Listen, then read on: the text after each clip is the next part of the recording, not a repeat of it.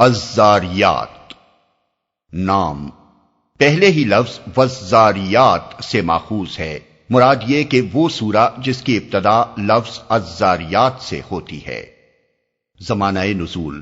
مضامین اور انداز بیان سے صاف محسوس ہوتا ہے کہ یہ سورت اس زمانے میں نازل ہوئی ہے جب نبی صلی اللہ علیہ وسلم کی دعوت کا مقابلہ تکذیب و استہزاء اور جھوٹے الزامات سے تو بڑے زور و شور کے ساتھ ہو رہا تھا، مگر ابھی ظلم و تشدد کی چکی چلنی شروع نہیں ہوئی تھی۔ اس لیے یہ بھی اسی دور کی نازل شدہ معلوم ہوتی ہے جس میں سورہ قاف نازل ہوئی ہے۔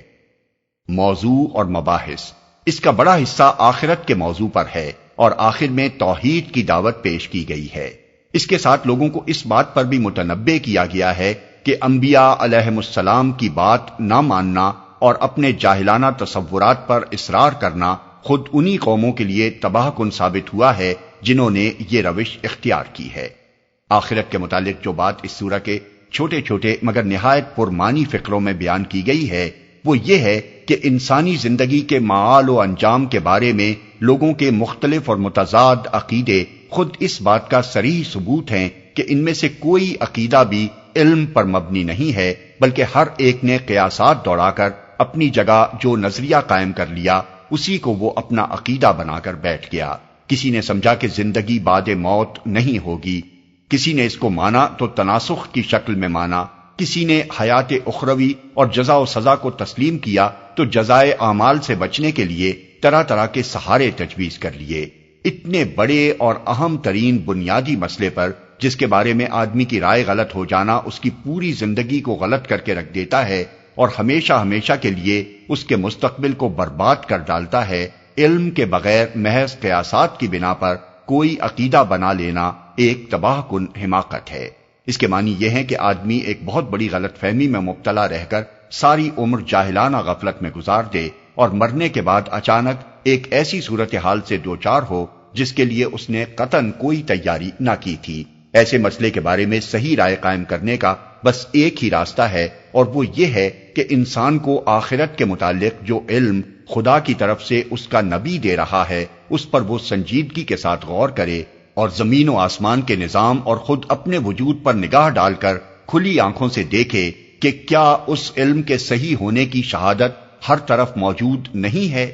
اس سلسلے میں ہوا اور بارش کے انتظام کو، زمین کی ساخت اور اس کی مخلوقات کو، انسان کے اپنے نفس کو، آسمان کی تخلیق کو اور دنیا کی تمام اشیاء کے جوڑوں کی شکل میں بنائے جانے کو آخرت کی شہادت کے طور پر پیش کیا گیا ہے، اور انسانی تاریخ سے مثالیں دے کر بتایا گیا ہے کہ سلطنت کائنات کا مزاج کس طرح ایک قانون مکافات کا مقتضی نظر آ رہا ہے۔ اس کے بعد بڑے مختصر انداز میں توحید کی دعوت دیتے ہوئے فرمایا گیا ہے کہ تمہارے خالق نے تم کو دوسروں کی بندگی کے لیے نہیں بلکہ اپنی بندگی کے لیے پیدا کیا ہے۔ وہ تمہارے بناوٹی معبودوں کی طرح نہیں ہے جو تم سے رزق لیتے ہیں اور تمہاری مدد کے بغیر جن کی خدائی نہیں چل سکتی۔ وہ ایسا معبود ہے جو سب کا رزاق ہے، کسی سے رزق لینے کا محتاج نہیں، اور جس کی خدائی خود اس کے اپنے بلبوتے پر چل رہی ہے۔